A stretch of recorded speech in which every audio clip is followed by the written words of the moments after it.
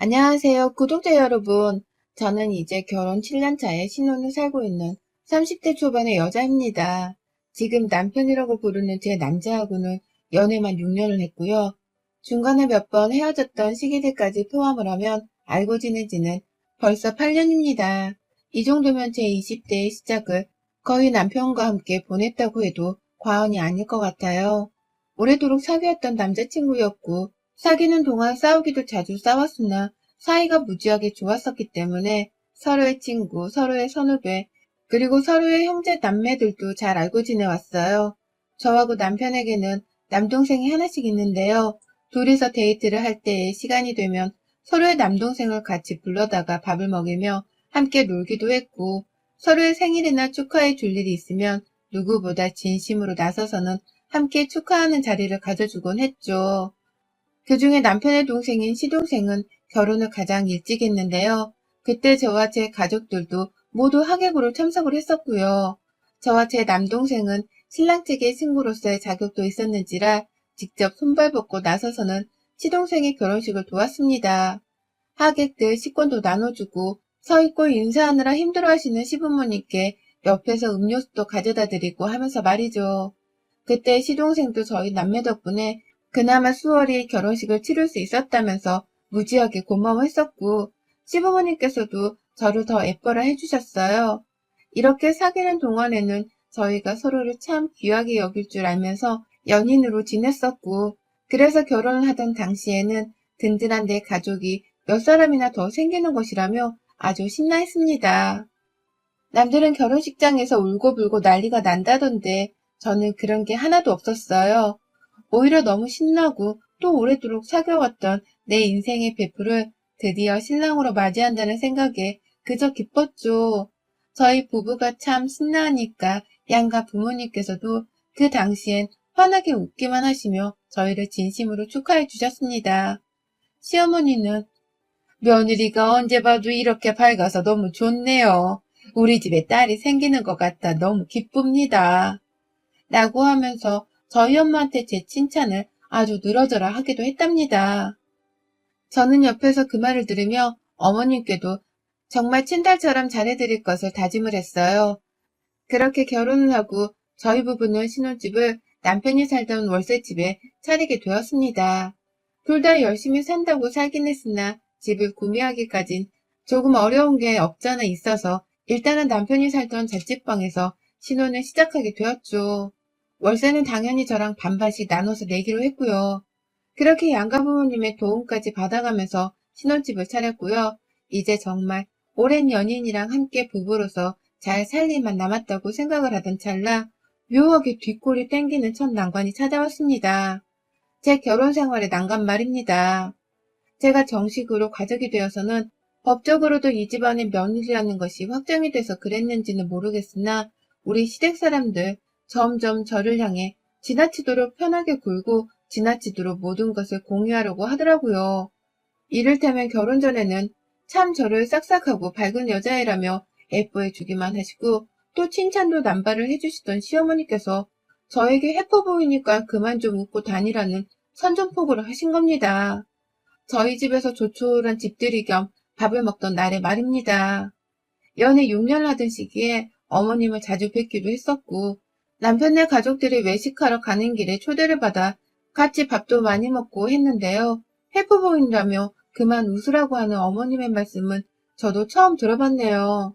상상도 못한 어머님의 속마음이었는지라 그 말을 듣자마자 남편도 얼어붙고 저도 얼어붙고 모두가 정말 난감해했습니다. 하지만 불편한 기색 하나 내질 않고서 그냥 어머님이 너무 좋아서 자꾸 웃었는데 죄송합니다. 이제 조심할게요. 라고 하면서 씩씩하게 그 말을 받아쳤습니다. 대놓고 누구 하나 뭐 그런 말을 하시냐면서 어머님을 제지하는 사람이 없었기 때문에 제가 일단 분위기를 어색하지 않게 만들어야 하는 입장이었어요. 그 해답은 씩씩한 척을 더 하는 것이었고요.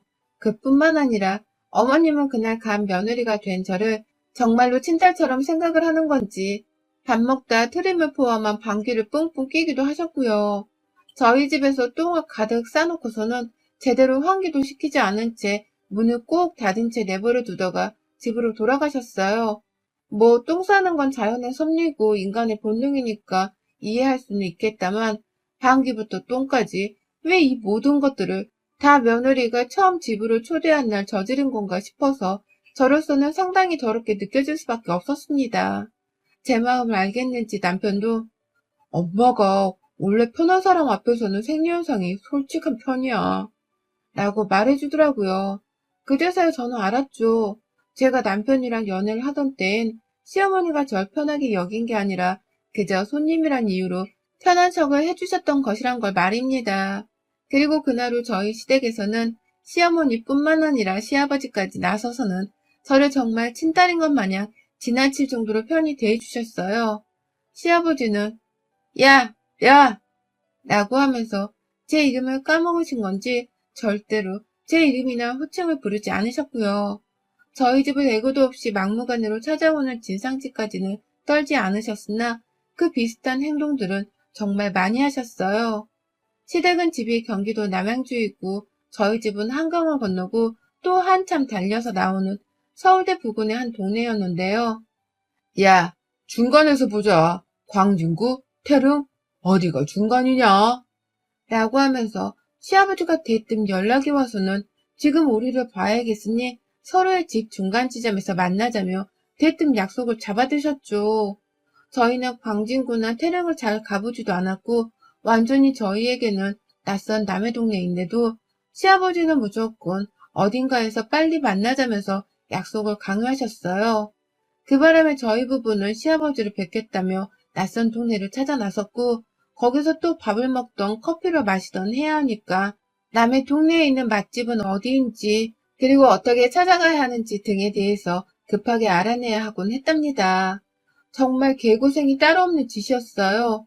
차라리 우리 집에 오신다고 하면 집에서 코로나 걱정이나 돈 쓸 걱정도 하지 않고 그냥 맛있는 밥에 후식까지 편하게 내어드릴 수 있을 텐데 저희 시부모님은 절대로 그렇게 하질 않았어요.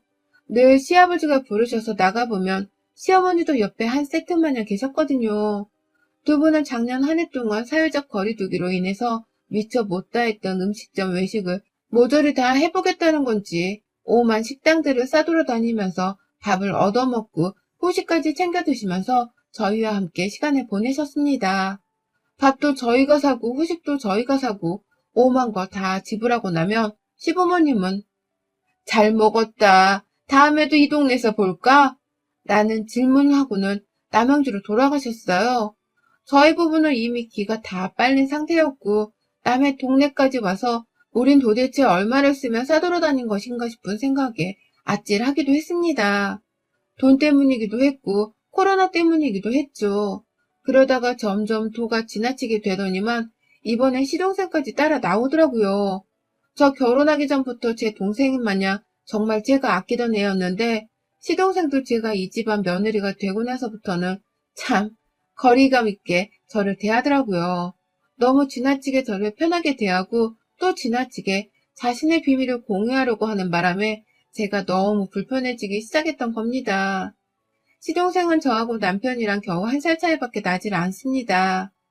그런데도 결혼은 선배였기 때문에 저희보다 결혼 생활에 대해 알고 있는 게 많을 것이라고 생각을 했어요. 예를 들면 여자가 불편해하는 시댁 문제 같은 건 말입니다. 저는 시댁 식구들과 너무 오랜 시간을 알고 지냈기 때문에 1년 연애를 하고 결혼을 하게 된 동서하고는 시댁을 대하는 자세가 다를 수 있다고 생각을 했어요. 제가 아무렇지 않게 하는 걸 동서는 분명 불편해할 수 있다고 생각을 한 것이죠. 그래서 시동생의 그런 것들에 대해서 좀 더 조심할 줄 알고 자신의 와이프를 챙길 줄 아는 사람일 것이라고 생각을 했어요. 하지만 이게 웬걸? 시동생은 제 앞에서 행동을 너무 편하게 하는 시부모님을 제지할 생각도 하지 않고 또 밖으로 불러내서는 막 밥을 얻어 드실 때에도 언제부턴가 주말이면 그 자리에 혼자만 따라 나와서는 밥을 얻어먹고 후식까지 완벽하게 끝내곤 훌훌 가버리더라고요. 도대체 와이프는 어디다 두고서 혼자 나와서는 이 맛있는 거 얻어먹나 싶어서 제가 동서한테 따로 연락을 해보기도 했었습니다. 동서 왜 안 왔어? 동서도 같이 나왔으면 좋았을 텐데. 다음엔 내가 따로 불러서 동서만 맛있는 거 사줄게. 라며 기분 좋게 물었는데요. 동서가 너무 의아해하며 어디냐고 묻더라고요. 지금 시댁 식구들이 자기 빼고 모여있는 거냐면서 거기가 어디냐고 하면서 말입니다. 그러니 저도 당황할 수밖에요. 시동생이 마누라한테는 시댁 식구들이 모이는 걸 쏙 빼놓고 말도 안 했다고 생각을 하니까 괜히 제가 중간에서 부부싸움을 부추긴 게 아닌가 싶었습니다. 그리고 아니나 다를까 시동생은 저한테 말하더라고요. 형수님, 이제 제 와이프한테 다시는 왜 안 왔냐는 그런 질문 하지 마요. 저 와이프랑 그렇게 사이 안 좋아요. 제가 뭐 별로 좋아하지도 않고 라고 말이죠. 참 황당했어요. 어떻게 이혼도 안 하고 부부로 붙어 살고 있는 마누라한테 좋아하지도 않는다는 소리를 저한테 할 수 있는지 말입니다. 이건 저한테 너무 솔직하게 털어놓은 말이잖아요. 저는 동서로서 좋아하기도 했고 평소와 안부 문자도 자주 보내면서 좋은 관계를 유지하고 있었는데 시동생이 갑자기 이런 고백을 하니 저로서는 당황스러울 수밖에 없었어요. 그리고 무엇보다 시동생이 이런 말을 꺼내던 그 순간에는 바로 옆에 시부모님도 계셨고 저희 남편도 있었습니다. 모두가 다 그 말을 듣고 있었는데도 아무런 제지를 하지 않았어요. 오히려 시아버지는 에휴, 마누라가 남편 마음도 못 얻으면 그게 어디 여잔가? 그건 여자가 아니지. 라는 꺼림칙한 말을 하시면서까지 자기 둘째 아들을 동조하셨고요. 무엇보다 충격적인 건 바로 시어머니셨어요. 그런 시아버지의 말에 고개를 끄덕이면서 아무렇지 않아 하시더라고요. 같은 여자로서 이 상황이 이해가 가는 건가 싶었네요. 화도 났지만 그래도 1000번 이해를 하고 넘기려 했어요. 내가 모르는 두 부부 사이에 문제가 있을 수 있다고 생각을 하면서 말이죠. 하지만 저의 이런 꺼림칙감은 갈수록 배가 되어갔습니다. 갈수록 대담하고 또 솔직하게 자신의 마음을 제게 털어놓던 시동생이 급기야 바람을 피우고 만 것입니다. 그날도 역시나 시부모님이 중간 지점에서 만나 밥을 먹자고 부른 주말이었습니다.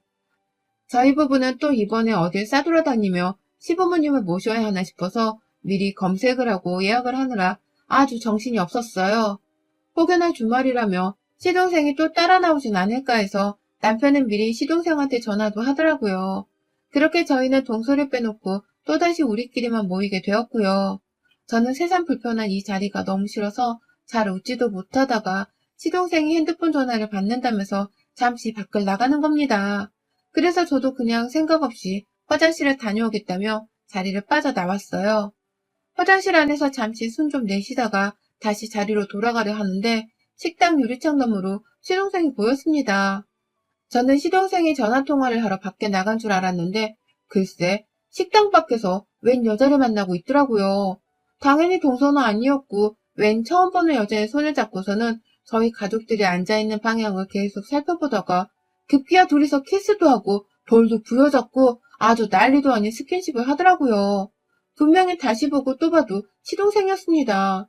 저는 그 자리에서 바로 얼어버렸고 혹여나 시동생이 저를 볼까 싶어서 괜히 허리까지 숙인 채로 도망치듯 후다닥 자리로 돌아갔어요. 전 식당이 다 유리창으로 되어 있는데 다행히 코너마다 벽도 세워져 있고 밖에 나무도 심어져 있어서 자리에 앉아보니 시동생은 보이지 않더라고요. 아마 시동생도 그걸 잘 알고서는 사각지대 같은 곳에서 웬 여자와 스킨십을 하고 있었던 거겠죠. 한참이나 지난 후 시동생은 아무렇지 않게 자리로 돌아왔고요.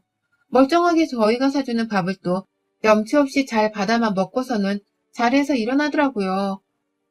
먼저 가봐야 할 곳이 있다고 하면서 말이죠. 그렇게 시동생은 먼저 떠나고 시부모님은 또 잘 먹었단 말을 남기시곤 바로 남양주로 돌아가셨어요.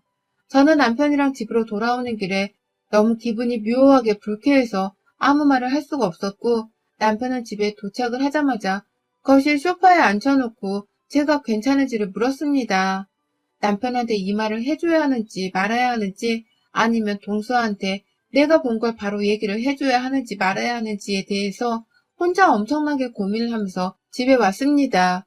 그런데 남편이 괜찮냐고 물어보니까 남편한테 먼저 얘기를 하는 게 맞겠다 싶더라고요. 어쨌든 남편의 가족들이니까 남편이 나서서 해결을 하는 게 제가 나서는 것보다는 더 명분이 있어 보였으니까요. 그렇게 저는 남편에게 거의 술을 한 병 마신 듯이 다다닥 뱉어내며 말을 했어요. 시동생의 불륜을 목격했다는 사실뿐만 아니라 너네 가족들이 싹 다 결혼하고서 변한 것 같다는 하소연도 엄청 했네요. 다들 하나같이 나를 너무 편하게 생각하는 것 같고 예전처럼 나에게 예의를 갖춘 채로 잘해주시는 것도 아닌 것 같고 그 와중에 시동생은 언제부터 이렇게 얻어먹고 받기만 하는 염치 없는 애가 되었냐면서 얼마나 화를 냈는지요. 그도 모자라 동서를 안 좋아한단 말을 아무렇지 않게 뱉어내더니만 이젠 대놓고 시댁 식구들이 모이는 자리에서 불륜녀까지 끌고 와 만나냐며 행분의 도가니를 펼치냐고 아무리 이해를 하려 해도 내 상식으로는 이해가 가질 않는다며 동서도 시동생의 불륜을 알고 있냐면서 막 동서의 편을 들면서 따졌죠. 그러니 남편도 새삼 동생의 불륜에 충격을 먹은 건지 아무 말을 못하더라고요. 한참 생각을 하는 듯 말이 없더니만 자기가 다 해결을 할 테니 저한테는 아무것도 신경을 쓰지 말라고 했어요. 자기 집안일은 자기가 꼭 책임지고 해결하고 또 시동생의 분류는 반드시 뜯어 말리겠다고 약속까지 하면서 말이죠. 그렇게 저는 남편에게 털어놓은 채 모든 걸 남편에게 맡기고서 최대한 동서의 처지를 당장 신경 쓰지 않으려 했습니다. 분명 남편이 빨리 시동생의 분류를 정리해줄 것이라고 믿었으니까요. 하지만 그로부터 정확히 한 달이 채 지나지 않았던 저번 주 예상치 못한 일이 발생하고야 말았습니다. 퇴근하고서 집에 와 있었는데 동서와 시어머니가 찾아오셨어요. 둘이서 만나서 우리 집까지 찾아올 일이 뭐가 있나 싶어서 순간 당황했다가 설마 동서가 시동생의 불륜을 알게 된 게 아닌가 싶었습니다. 그래서 저한테 자초지종을 묻거나 하소연을 하러 온 게 아닌가 싶어서 정말 후다닥 문을 열어줬어요. 그런데 가장 먼저 얼굴을 들이민 건 다름 아닌 시어머니셨습니다. 시어머니가 글쎄 내 인연? 이라는 무슨 여인천하의 전인화를 맞먹는 연년소리를 해대면서 집구석으로 쳐들어오시는 게 아니겠어요? 그러더니 왜 이러세요? 라고 묻는 저한테 대뜸 뺨을 갈기셨습니다. 이년아, 네 시동생이 바람을 피웠으면 당장 해결을 할 생각부터 해야지. 그걸 돕고 있냐? 이 천하의 더러운 년아. 왜 네가 불륜이라도 피워봐서 네 시동생을 이해라도 해주는 거야? 그게 아니고서는 어떻게 네 시동생 불륜을 도와? 네 동서 보기 나 부끄럽지도 않냐? 라고 하면서 사정없이 제 머리채를 휘어 갈기더니만 뒤에서 갑자기 뭐가 두두두두 하는 소리가 들리대요. 저는 막 시어머니께 긴 머리채를 잡힌 채로 정신이 없어서 이것 좀 놓고 얘기하세요. 제가 불륜을 돕다니 이게 무슨 말도 안 되는 소리예요. 자초지종 좀 얘기해 주시고 머리채를 잡든 말든 하세요. 어머님 제발. 라면서 제 머리를 놓아달라고 사정을 하는 상황이었어요. 뒤에서 들리던 그 두두두 하는 소리는 결국 저를 넘지 못할 강을 넘게 만들어버렸어요. 그건 바로 시어머니가 전기 콘센트에 꽂아서는 전원을 켜버린 바리깡에서 나는 소리였어요. 시어머니가 그걸 제 머리에다가 냅다 대고 제 머리카락을 싹 밀어버린 그 순간 사람이 극도의 공포에 도달하게 되면 어떤지를 새삼 알 수 있었습니다. 너무 몸이 경직되어서는 제대로 움직일 수도 없었고요. 그냥 그대로 머리가 깎이는 처음 몇 초간 정신이 나가 있다가 뒤늦게야 돌아왔어요. 악에 받쳐 소리를 치면서 시어머니를 저한테서 떼어놓았고 순간 거실 TV에 보이는 저를 보니 머리가 반쪽은 잘려선 싹 밀려 있었고요. 당신 미쳤어? 당신 아들이 저지른 불륜은 왜 나한테 난리야? 동서, 네가 어떻게 나한테 이럴 수 있어? 내가 시동생 불륜 핀 거 보자마자 동서 돕겠다고 남편한테 털어놓고 해결하라 별 난리를 다 치며 동서 편을 들었는데 너 어떻게 나한테 이래? 라며 어찌나 울었는지 몰라요. 머리는 이미 잘렸고 억울하면 아무리 말해도 소용이 없고 그 와중에 동서는 시어머니 쪽에 서서는 저를 경멸하듯 쳐다보고 있으니 화가 나 미칠 수밖에요. 그때 남편이 밖에서 소리치는 사람들 말을 듣고는 집안에 들어왔어요. 이게 뭐야? 라고 하면서 잘린 머리채와 저를 번갈아 보던 남편은 여전히 시어머니 손에 들려있던 바리깡을 보고는 엄마 미쳤어? 엄마가 이런 거야? 라고 하면서 그걸 뺏어다가 베란다 창문으로 던져버렸습니다. 졸지에 저희 집 베란다 유리창에 금이 가버렸고 남편의 화는 제 잘린 머리카락 때문에 더욱 극대화가 되었어요. 그런데 그 후 남편이 뱉어낸 말 한마디 때문에 저뿐만 아니라 동서까지 온 식구들이 다 기겁을 하고야 말았습니다. 시어머니가 내가 뭘 어쨌다고? 너 생사람 잡지 마. 라면서 하는 말에 남편이 아무리 그래도 그렇지. 엄마가 걔 불륜을 알면서도 덮어준 걸 내 와이프한테 뒤집어 씌우려고 하면 어떡해. 내가 걔 바람핀다고 분명히 먼저 말했잖아. 와이프가 다 봤고 재수 씨 걱정으로 힘들어하니까 빨리 불륜을 정리하게 하라고. 내가 분명히 말했잖아. 근데도 그걸 감싸주겠다고 못 들은 척한 건 엄마면서 왜 죄 없는 내 와이프 머리는 밀어버려서 이 난리를 피워.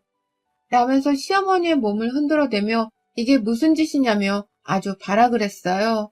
당장 내 와이프 머리카락을 돌려놓으라고 하면서 말이죠.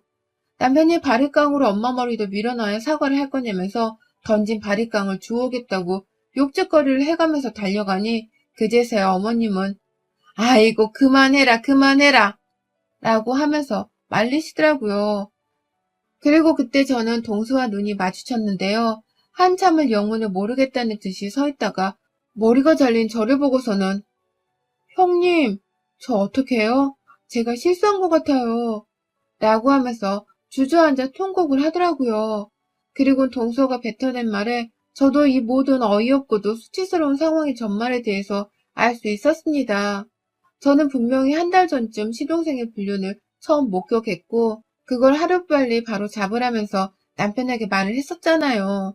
그때 저희 남편은 실제로 시동생과 시부모님께 불륜에 대해 제가 알고 있으니 빨리 정리를 하라는 말을 실제로 건네기도 했었고요. 다만 제가 그 자리에 직접 참석을 하지 않았었는데 이제 보니 그날 시부모님은 모두 시동생의 불륜을 감싸려고만 했더라고요. 제가 본 걸 오히려 모른 척 하라는 식으로 남편에게 혼을 내는 바람에 남편도 더 이상의 방법을 찾지 못했고요. 그렇게 저한테는 대충 해결이 되었다는 식으로 자기 집안에 치부를 숨기는 거짓말을 했고 저는 그래서 다 해결이 되어가고 있는 줄 알았습니다.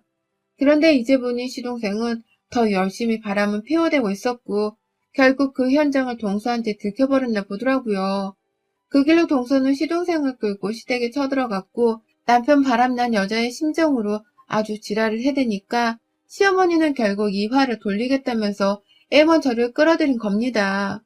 시동생 불륜을 미리 알고 말리려 했었는데 제가 애먼 시동생의 불륜을 계속해서 돕는 바람에 몇 해 해결이 안 되고 있었던 것 같다 하면서 말입니다. 그 말에 이성을 잃은 동서는 배신감에 휩싸여선 시댁에 있던 바리깡 하나와 시어머니를 끌고서는 저희 집까지 찾아온 것이었고요. 저희 집에 들어온 시어머니는 자신의 결백을 밝히려고 한 건지 뻔뻔히 저의 머리를 밀어버렸습니다. 그 바람에 저는 영문도 모른 채 시동생의 불륜을 도운 쓰레기 같은 여자가 되어선 머리가 밀려버린 수모를 겪게 된 것이었고요. 그걸 이제야 상황 파악하고서 진실을 알게 된 동서는 미안하다며 무릎을 꿇고서는 울며 사죄를 했고요. 사죄를 하다가 시어머니를 보고선 쌍욕을 퍼붓고 또 그러다가 시동생을 언급하며 죽이네 어쩌네 하는 분노를 들춰내다가 혼자 제풀을 지쳐서는 소파에 들어 눕더라고요. 들어누운 채로도 이제 어떻게 사냐면서 결혼한 지 몇 년이나 되었다고 바람을 피냐면서 막 서럽게 울던 동서. 결국 저는 제 머리가 밀려버렸음에도 동서에겐 그 어떤 화를 낼 수 없었어요.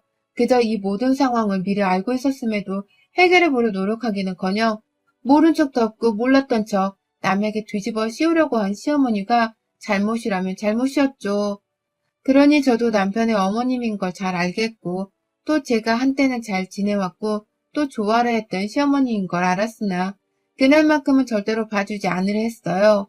남편이 들고 있던 바리깡을 빼앗아 들어서는 전원을 켰어요. 그 순간 동서도 드러누워 있다가 일어서며 긴장을 하더라고요. 그 꼴을 보며 전 내 머리만 밀려야 해? 네 머리도 한번 밀려봐라. 이 발찌간 옆에네 같으니. 라고 하면서 시어머니를 끌어잡아 당겼어요. 너도 한번 밀려보라면서 막 잡아당기니 시모는 자기 아들한테 매달리려고 하는데 그 순간 동서까지 합세를 해서는 결국 시모는 제 손에 머리카락이 싹 다 밀려버렸습니다. 진짜 말 그대로 대머리가 되었어요. 그 길로 동서는 저한테 형님, 제가 얼마가 들더라도 형님 머리 꼭 원상복귀 시켜놓을게요. 가발이어도 좋고 심어도 좋으니 제가 다 해드릴게요. 저 일단 남편도 좀 조져놓고 다시 찾아봐도 돼요? 죄송해요, 형님. 라고 하면서 몇 번을 더 허리를 숙이며 사과를 하다가 집을 나섰습니다. 그 후 들리는 말에 따르면 도련님뿐만 아니라 도련님과 불륜을 피우던 여자까지도 싹 다 동서한테 고소를 당했다 하더라고요. 도련님은 동서한테 얻어맞다가 눈을 다친 건지 뭘 어쩐 건지 상의를 입혔다며 동서를 같이 고소하기도 했는데 저희 남편한테 정신 차리라며 뒤지게 얻어 터지고 나서야 그 고소를 취하했습니다. 저는 뭐 두 번 다시는 예전 같지도 않은 도련님을 보고 싶지 않다면서 시댁 일에 완전히 신경을 껐고요. 또 보고 싶지 않은 건 시부모님도 마찬가지였기 때문에 일절 전화번호도 바꾸고 잠수를 타버렸어요.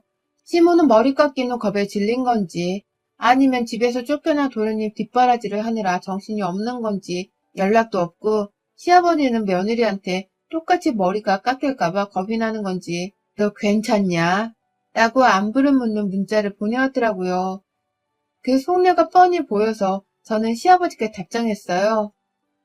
아버님도 그 꼴나기 싫으시면 평소에 아들 관리 잘 하세요. 바람 피운 거 숨긴 어머님 아버님이 끝까지 멀쩡하실 줄 알았나 봐요. 라고 말이죠. 저는 현재 가발을 쓰고 다니고 있습니다. 머리 깎인 바로 그 며칠간은 회사 출근도 못했고요. 다행히 동서가 약속을 지켜서는 바로 가발을 몇 개나 구매해준 덕분에 불편하고 쪽팔린 걸 감수한 채 출근할 수 있게 되었네요. 이게 얼마나 오래 써야 할지, 그리고 언제쯤 내 머리카락이 다 자라는 꼴을 볼 수 있을지는 모르겠지만 지난 한 주의 일만 생각을 하면 지금도 전 오싹합니다. 제 머리카락이 잘린 건 둘째치고 내가 시어머니 머리를 삭발시켰다는 그 사실이 믿기지 않아서 말이죠. 나한테 그런 엄청난 복수심과 깡이 있었나 싶어서 스스로에게도 놀랐고요. 그와 동시에 이젠 정말로 돌이킬 수 없는 강을 걷는 듯이 저와 사이가 멀어진 시댁 식구들을 저는 더욱 멀리하면서 거리를 두고 살까 해요. 저까지 남편이랑 이혼을 할 수는 없으니 제가 이제라도 질 나쁜 시댁 식구들의 본색을 알게 된 이상 거리를 두고 사는 수밖에요. 한 번 삭발을 시켜봤으니 두 번 못할 것도 없답니다. 또 나중에 저한테 뭘 덤탱이 씌우려 하거나 골치 아프게 하는 일이 있으면 그땐 진짜 바리깡이고 가이고 바리바리 싸들어 반격하고 말 거예요. 여러분의 생각은 댓글로 남겨주세요. 오늘도 시청해주셔서 정말 감사합니다.